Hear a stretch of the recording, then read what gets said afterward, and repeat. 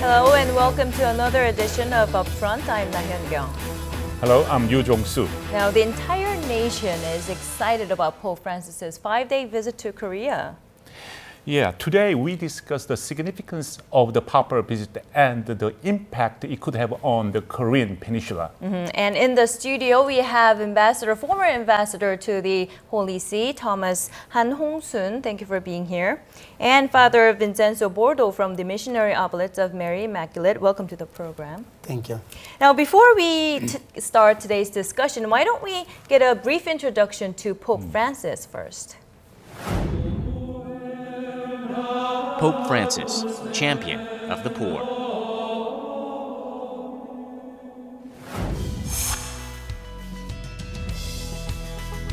The first pope from South America, the first Jesuit pope. Pope Francis has established a lot of firsts since being elected.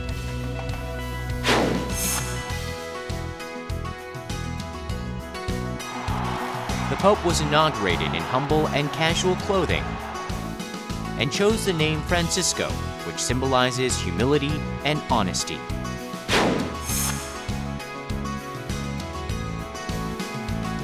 Pope Francis is active on social networking services and boasts about 4.3 million followers on his English Twitter account.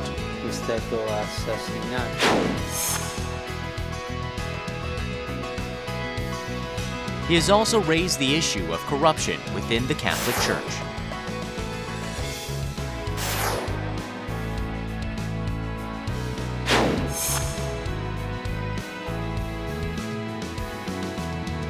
The Pope has constantly called for an end to the conflict in the Middle East and delivered messages of peace for the Korean peninsula.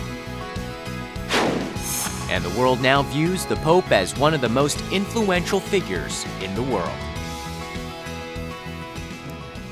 So he seems to be a very active and very people-oriented Pope as well. Ambassador Han, you've met the Pope in person. What can you tell us about him? Well, I met him 3 times during my mission. And the first time I remember very well was that was the audience granted to the ambassadors accredited to the Holy See. And it was kind of first meeting with the Pope. And then I think there were about more than 100 ambassadors accredited to the Holy See were present. And then all of them were in line, right? And according to the order of presentation of their credentials, And before me, there were, I think, 2 or 3 ambassadors. Then one of them I know very, very well, a great friend of mine, a Chilean ambassador, and his wife. And in his turn, and then they immediately, the ambassador and wife and the Pope burst into laughter. They laughed and laughed. So later on, I asked him, what has come about that, a meeting, and you are good, the old friend. He said, no, that was the first time for them to meet the Pope. And then what for? You laughed it all together. And then he said, the Pope asked them, and then ambassador, when you quarrel with each other, who asked the forgiveness first? So they laughed.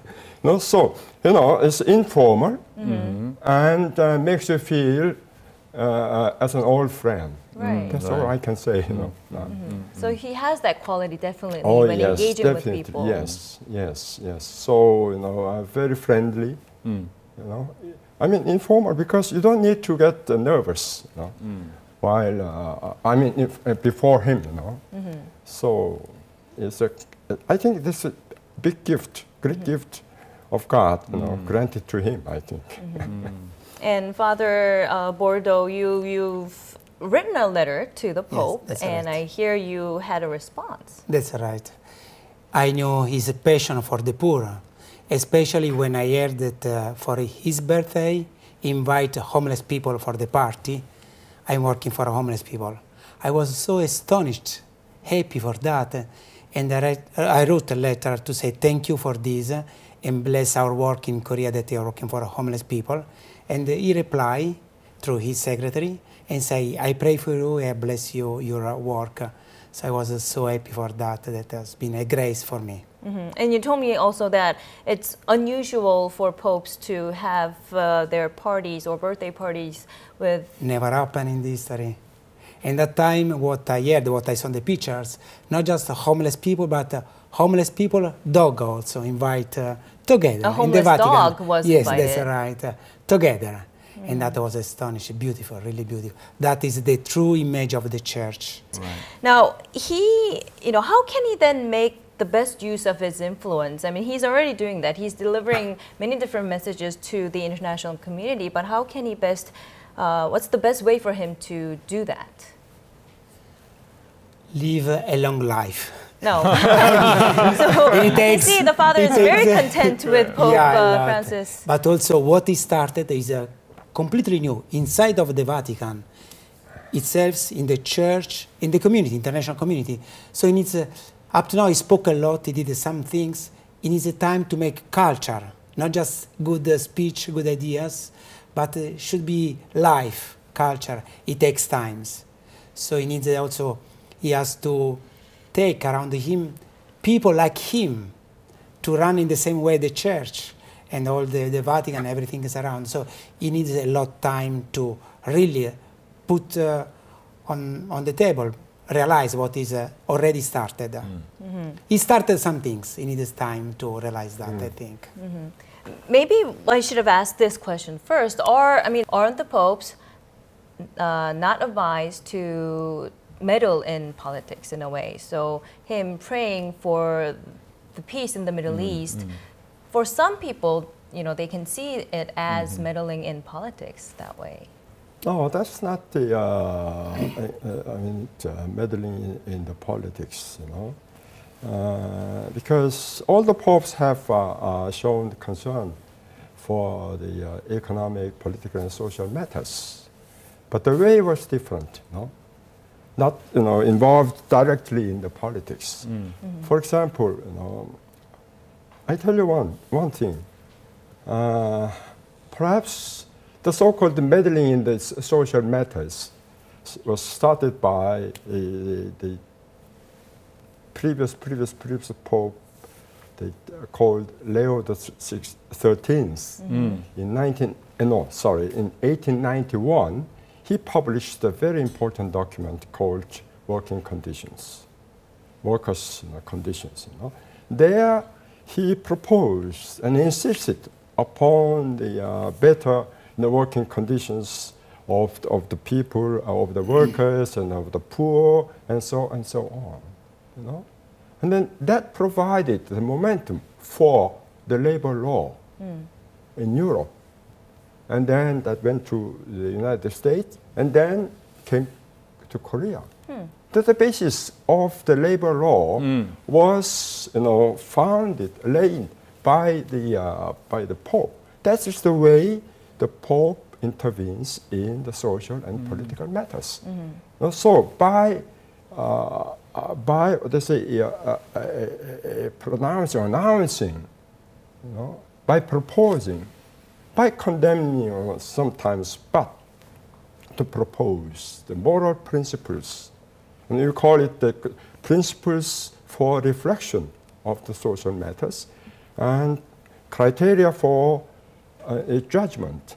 And then directives for action. But the action is reserved to the lay people like myself, not to the priests. So Pope knows very well. The Pope doesn't have, the Catholic Church doesn't have any technical solution to offer for the social matters. Technical solutions should be found out by the people themselves, adapting to, suitable to their local situations. The Pope is the head of the Catholic Church, yes. And the Catholics would pay attention on him. But the non-Catholics also pay strong attention on his visit. What do you think? Why? Because in him, Catholics and non-Catholics alike. In him, they see a hope that with his leadership, the world can be made better place to live in. His leadership, if all the leaders of the world, at any level of the society, could follow his example, then they are sure that the world can be made better place to live in. That's why I think people are so enthusiastic with this Pope. Yes. Father, would you like to add your... Yeah, I agree completely with what you said. And besides, maybe there is another reason. As you said, Korea is a divided country. There is no peace, technically, in Korea. So this Pope loves peace. He works for the peace. He prays for the peace.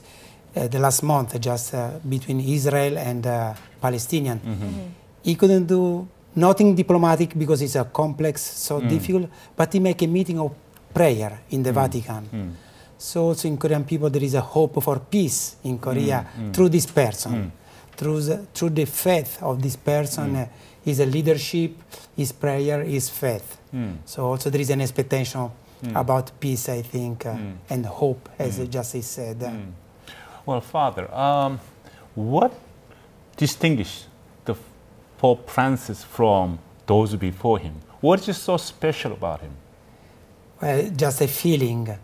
The papacy has a 20th century of history. So the Pope should do like this, has to wear like this, has behavior like this and like this. It's kind of a cloth they have to put in. This Pope said, no, why I should do it like that? For 20th century we did it like this. So he's very free. He's very humble, free, human, I can mean. It's not the Pope. I saw many times in the television, newspaper, the news television, they call him Francisco. Francisco. They don't say Holiness, Holy Father, Pope, just Francisco. They call Francisco. On the street, when going somewhere, they call Francisco. They feel that he's one of us. He's not somebody far away, but he's with us on the road of the life, and everybody can feel that. All right, well, let's take a moment here to get a glimpse of how the rest of the world is viewing Pope Francis's visit to Korea. We have theology professor Candida from the University of Notre Dame. Thank you very much for joining us today. Professor, why do you think the Pope chose Korea as his first Asian country to visit? Well, Korea is home to one of the most exciting and vibrant Catholic communities right now. Catholics are increasingly wealthy in Korea. They make up over 10% of the Korean population. And Korea is experiencing a kind of charismatic renewal. This is one of the few places in the world where the Catholic Church is actually flourishing. And I think with his visit, Pope Francis wants to recognize and honor that. Well, the Pope was in Brazil and for the World Youth Day, and this time he will be for the Asian Youth Day. It seems like he has much interest in the Catholic youth. Yeah, well, there are some parallels to the papal visit to Brazil. It seems that this visit has been scheduled to coordinate with Asian Youth Day. So the Pope is also interested in Catholic youth in Korea. At the same time, this is something that Francis himself seems to have taken an interest in. Unlike his predecessor, he's genuinely interested in Asian Christianity and in the rich history of Catholicism in Korea. So I think we should take this as a sign that the Pope is interested in bringing Asian Christianity to the forefront of global consciousness. He wants people to know about Christianity in Asia. I think that we should be wary of assuming that the papal visit is an endorsement of the political regime right now or the president. I think ultimately Pope Francis's visit to Korea is about Catholic youth in Asia, and it's about Korean Christianity.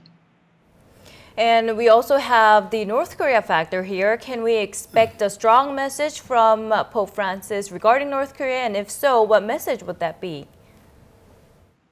Yeah, I think it's highly likely, given the Catholic Church's stance on war and political friction, that Pope Francis will speak to this issue in some way. But I think what we can expect is for Pope Francis to be interested in human rights violations in North Korea and to be calling for something like military disarmament. There are a lot of complicated issues like war and famine facing the global community. How can the Pope have an influence where the politician, scholar, or economist cannot? Yeah, well, hopefully we don't have to choose between politicians, the Pope, and economists. But in general, this is a question of audience and scope. So politicians have enormous influence, but often only for a limited period of time and only in their own countries. Economists can produce theories that can cure society's ills, but often these theories can be quite academic. So scholars like Gary Becker, Richard Robb, or Jim Heckman have trouble exerting influence beyond op-eds, corporations, and policy think tanks. But Pope Francis is a religious leader and a head of state. He has a global platform and can talk to billions of Catholics. He can encourage people to think about poverty and peace, even when they'd rather not. So Francis has a better chance of reaching the average person, and he can command their attention for a longer period of time. Perhaps economists would be better off if they had the powers that the Pope has, but as things stand, they have to be content with influencing his thinking. All right, thank you very much, Professor Moss, for your analysis today. That was theology professor Candida Moss from the University of Notre Dame. Pope Francis, respected throughout the world, has finally arrived in Korea.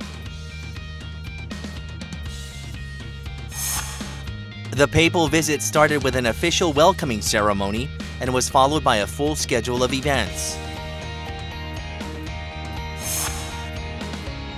As part of the main events planned during the papal visit, Pope Francis is meeting with Korean bishops, has invited families of the Sewol ferry victims to a special Assumption Day Mass, and presides over a Mass to beatify 124 Korean martyrs and visits a nursing facility for the disabled. Pope Francis also participates in Asian Youth Day, meets with Asian bishops, and lastly, meets with Korean religious leaders and presides over a Mass for peace and reconciliation. Pope Francis has a jam-packed schedule during his trip to Korea, the first Asian country he chose to visit in order to deliver a message of peace and reconciliation. The Pope has a very extremely busy schedule during his visit. What do you think would be most important of all Pope's event?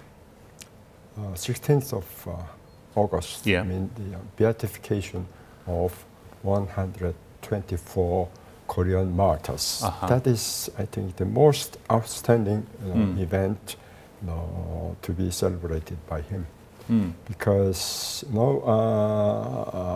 the church in Korea has a very short story. I mean, it has only about slightly more than 200 years of history, beginning in 1784, and then the following 100 years. The first half of its history was marked by the severe persecutions. Right. And then these 124 Korean martyrs were martyred during those 50 years in the beginning, first half of 100 years. So they the Catholics who laid the foundation of the Catholic Church of today. So that is an important event because also for Korea, because they are Koreans who were so faithful and courageous enough to give their lives to bear witness to their faith. And these are our connationals. So this is a very important event because usually the beatification recently has been celebrated not by the Pope, by some of his envoys. You know. But this time, Pope himself personally comes to Korea to celebrate this beatification, because this means a lot for the whole world. Because the martyrs are really true reformers of the society, you know, giving their lives to the cause they believe in. You know, this is the way to realize the true reform. And this is also significant because by celebrating this beatification, he wants to show the solidarity with the people who suffer the persecutions in all over for their faith all over the world. And Asia, there are many people, a lot of people are suffering the persecutions still now. I see. Father, do you have any thought on this subject? Do you think I that's agree the most completely. important? It's the most important, but I can say what I like more among those moments of the Pope. I prefer the visitation of a Cotonnet. Cotonnet. Oh, yeah. Cotonnet, because there are poor people, elder people, abandoned elder people, abandoned children, handicapped people. And so, even as you said, the Pope is very busy in these days. Even though he chooses a time to go, Cotonnet is pretty far away from Seoul. Even though he goes there, spend an afternoon with them. And this, I think, say to us, all of us, and all the church, the poor are very important. I care of them. I care for homeless people. I care for elder people. I care for street children. So also you say to the Korean church, you should care for the poor.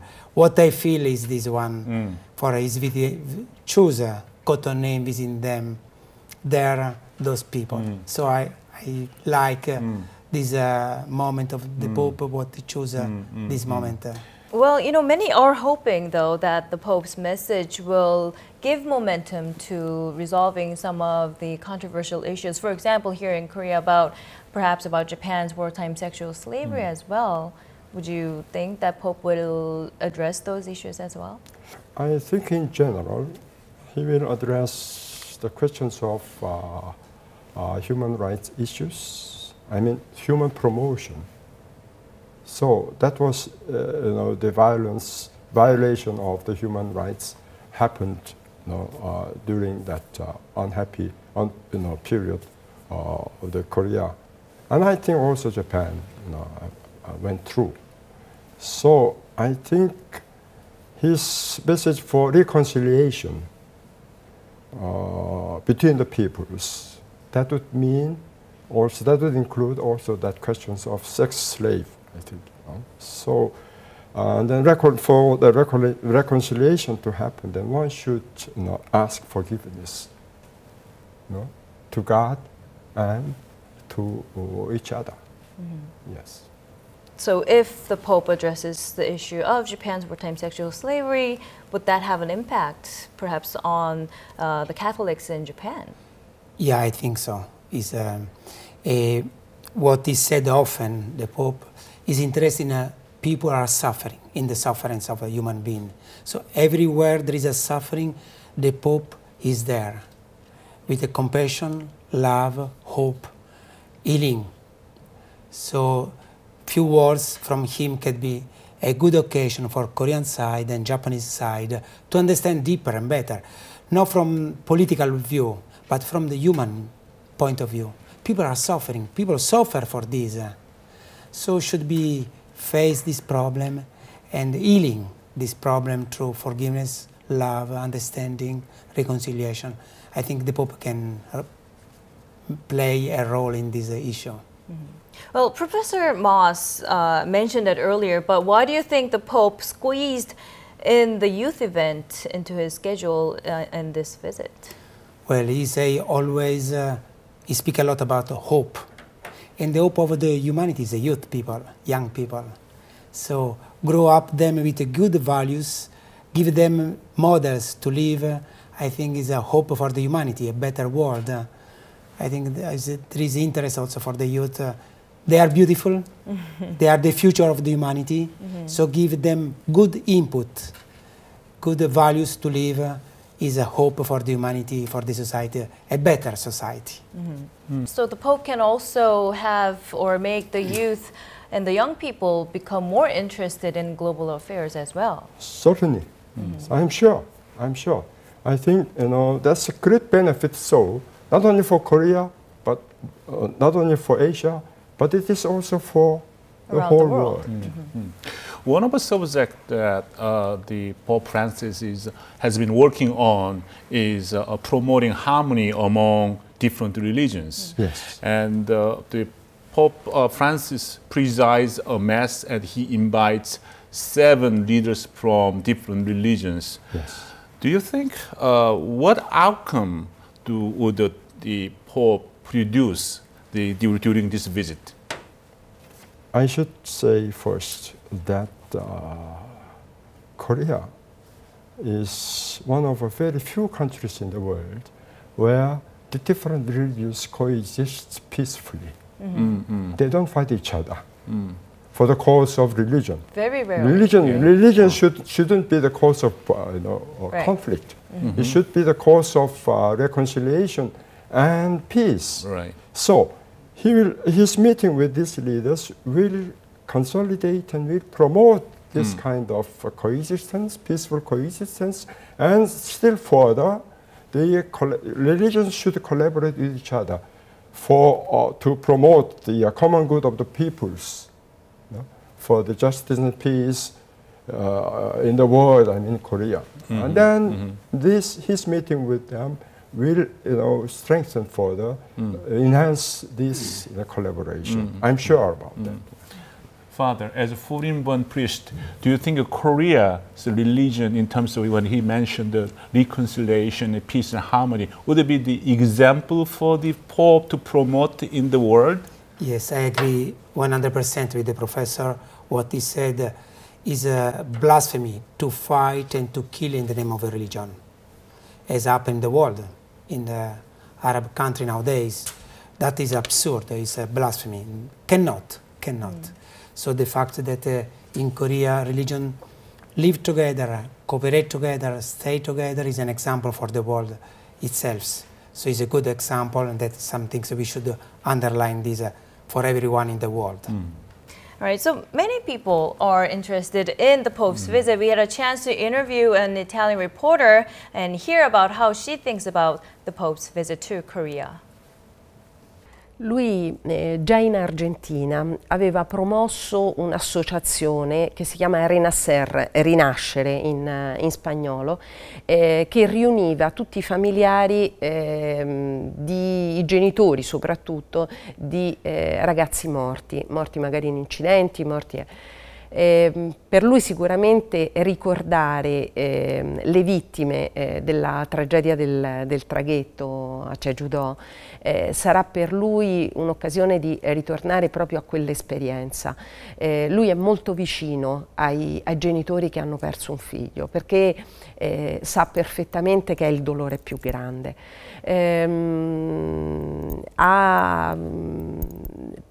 Li ha voluto essere vicino a loro, così come ha voluto e vorrà accanto a sé durante la messa di riconciliazione nella cattedrale di Myeongdong le donne, l'associazione delle donne di conforto, quella tragedia, quel crimine di guerra che mai è stato condannato dai giapponesi. Proprio perché lui è convinto che la guerra sia un crimine e i suoi messaggi saranno sicuramente messaggi di pace. Sono gesti di impatto immediato, sicuramente condannerà la guerra e in un paese diviso come la Corea lancerà un messaggio di riconciliazione, ne sono assolutamente certa. Attendetevi anche delle azioni che vi sorprenderanno, dei gesti che vi sorprenderanno. Ha detto la guerra è pazzia, la guerra fa semplicemente arricchire i mercanti di armi, per cui tutta l'umanità dovrebbe ripudiare la guerra. Questo io credo che sarà il messaggio più forte che lancerà contro la guerra e per la riconciliazione delle due Coree. Quando il Papa sarà qui in Corea, noi andremo in onda in diretta, però in Italia sarà notte per il fuso orario, per cui noi utilizzeremo questo materiale per fare dei servizi che noi manderemo ovviamente la diretta del Papa, e questi servizi spiegheranno agli italiani che non conoscono la Corea dove il Papa andrà, come la Corea si è preparata e soprattutto quale sarà il tipo di accoglienza che riserveranno al Papa. Sarà per me l'occasione veramente di far conoscere un paese straordinario, un paese che è la seconda volta che ho la fortuna di visitare e che mi piacerebbe che anche i miei connazionali conoscessero un pochino di più. So the papal visit to Korea will also be broadcast live in Vatican City. It seems so. The last time a Pope was in Korea was in 1989, I believe. That was 25 years ago by Pope John Paul II. How is Pope Francis' visit different from the previous visits? Well, what they say is a Pope's, apostolic visit, papal visit, pastoral visit. In character, it is all the same, but the way that will be, realized, carried out, would be rather different, because the way to prepare for that was also simple. The Holy Father underlined the simplicity. In every event, he's going to preside over. So, and then also, we know that he would want to use a vehicle, automobile. It's a very simple one, and that's what I expected, because last year in Brazil, he used that same kind of car, and also security. He doesn't want so much, really, what they say, detailed, well prepared. I mean, security is security, but anyway, he wants to be rather free in,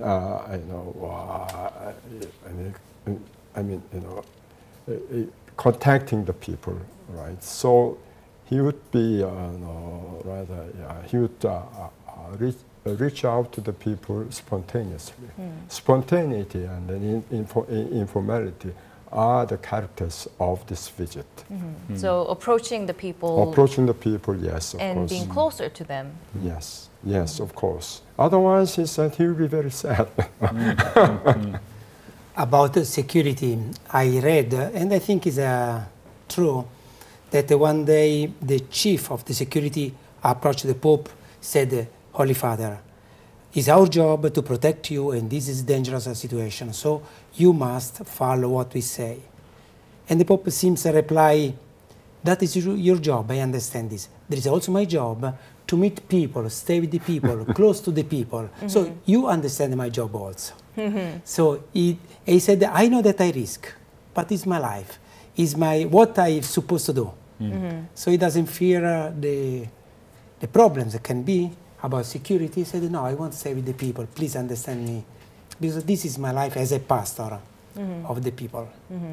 And there's even a term that's been coined after him, the Francis effect, perhaps given because of his characteristics and his humble and way of approaching people as well. But the number of Catholics has increased worldwide, and the number of approval rating of the Pope has gone up as well after Pope Francis was inaugurated.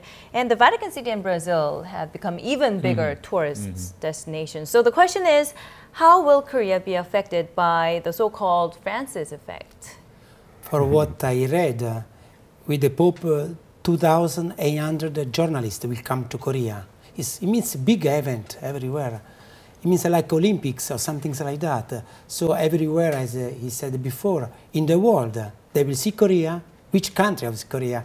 As Clara Iatosti said just a few minutes ago, that everybody will realize that Korea, which wonderful country it is, so they can more appreciate, study more, and visit more Korea, I think. is also this impact in the world. A good image of Korea because it's a good country. Yes, Franciscan effect. Well, this is not a joke, but you know, Pope used to start his homily or his address and then say, for example, good morning, by saying good morning, and then ending by saying, well, have a good lunch, for example, you know. So all the restaurants nearby Rome and the Vatican City, then they had a lot of increase of the guests. Many people went to the restaurant to take lunch. Oh, because he said have a good lunch. Good lunch, Well, anyway, that's Francis' effect. That is also Francis' effect.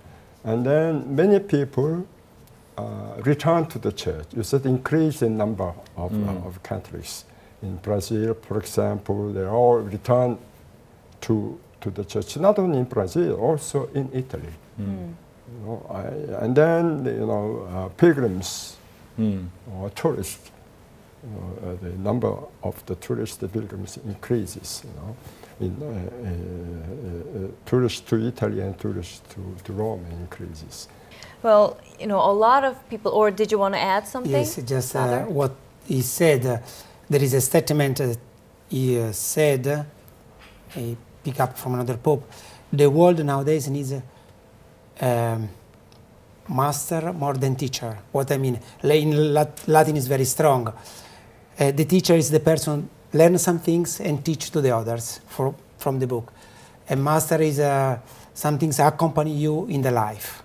So the world needs this kind of a master of the life, not a teacher from above that I show you what you must do. No, it's like this.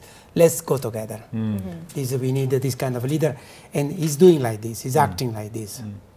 Well, many people were involved in the preparation process for the Pope's visit, and to hear more about it, we had a chance to meet Father Ho Young-yup, the spokesperson from the Communication and Media Affairs Department at the Archdiocese of Seoul, and also hear the voices of people and their high expectations. Former Pope Benedict XVI couldn't visit Asia for some unavoidable reasons, so Asian churches have been looking forward to a papal visit for a long time. Pope Francis chose Korea as the first country he will visit in Asia. Asia has a massive population with a lot of poor nations, and I understand the Pope has a lot of interest in the region. He wants the gospel to be widespread throughout Asia, so I hope the Pope can deliver a lot of peaceful messages during his visit to Korea.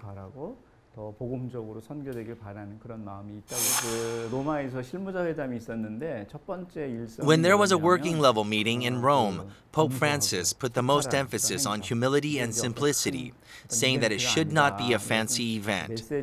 He added that the message he delivers and the meetings he has with Catholics should be the core of the event.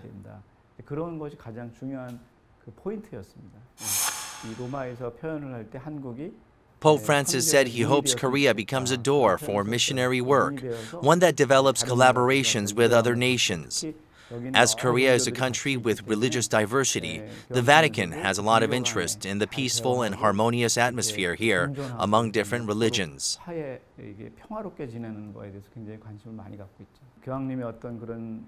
I hope the Pope's message contributes to promoting reconciliation and coexistence in society and toward tackling the conflicts and issues we are currently facing.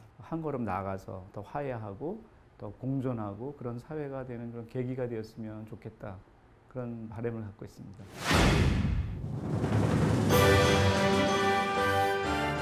the first day of August, with the nation getting ready to welcome Pope Francis, we went out to hear what people thought about the Pope's visit to Korea. I could feel the generosity of the Pope through this exhibition. I think people have a lot to learn from the inspiring actions of Pope Francis. I think the papal visit to Korea is related to the rising status of Korea, as a papal visit is not a common affair. I hope this event can be an opportunity to tackle the social conflicts facing the nation. I'm not Catholic, but I think it is great that the Pope, who can have a huge effect on the international community, is visiting Korea and taking an interest in the issues on the Korean peninsula.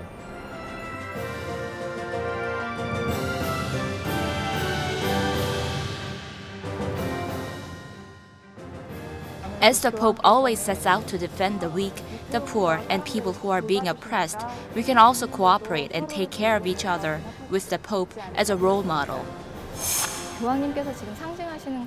The Pope symbolizes world peace, so his visit to Korea is an opportunity to promote peace.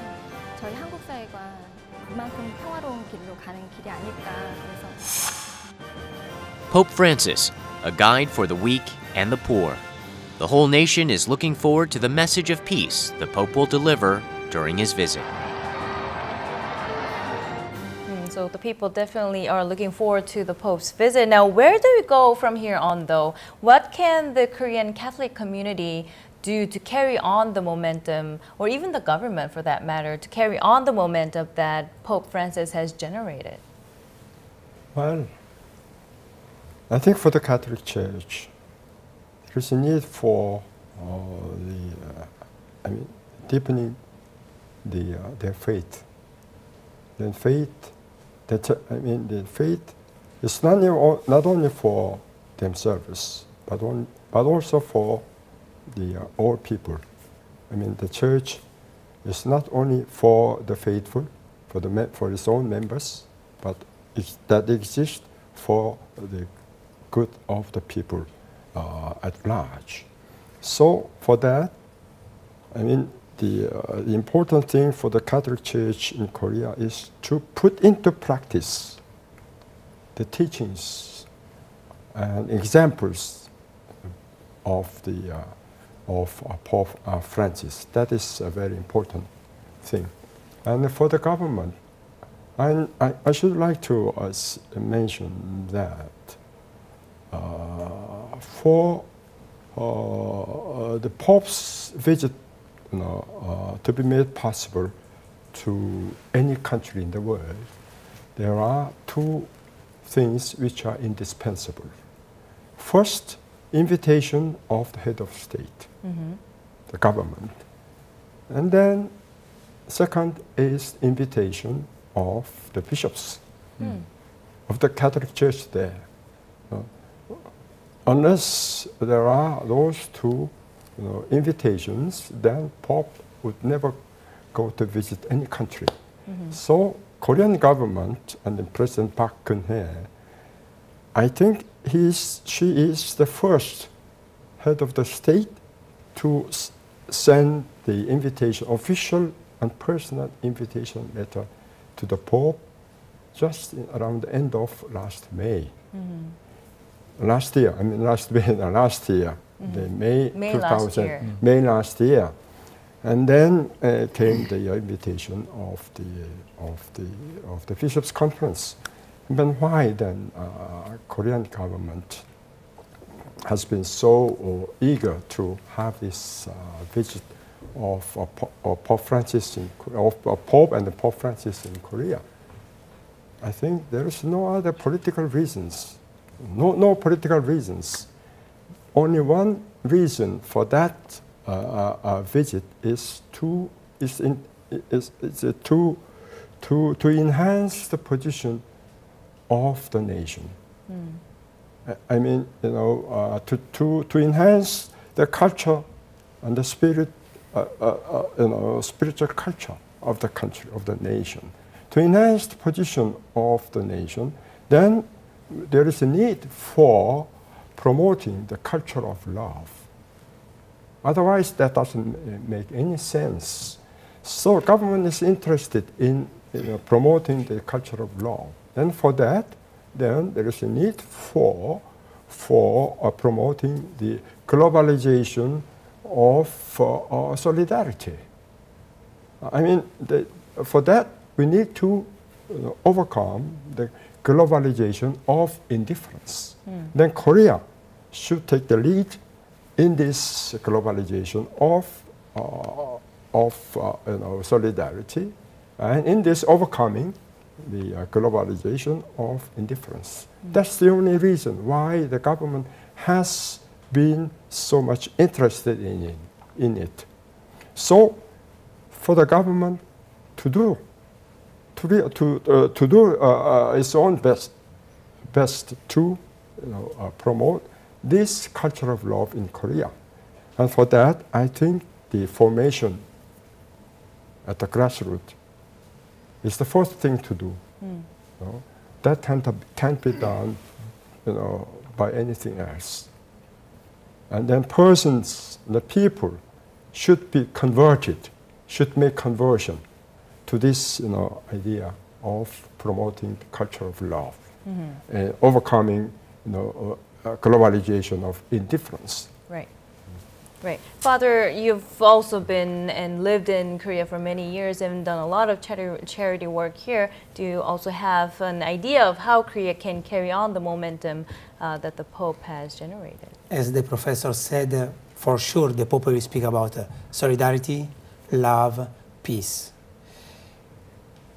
After his visitation, this reality should become culture, part of the life.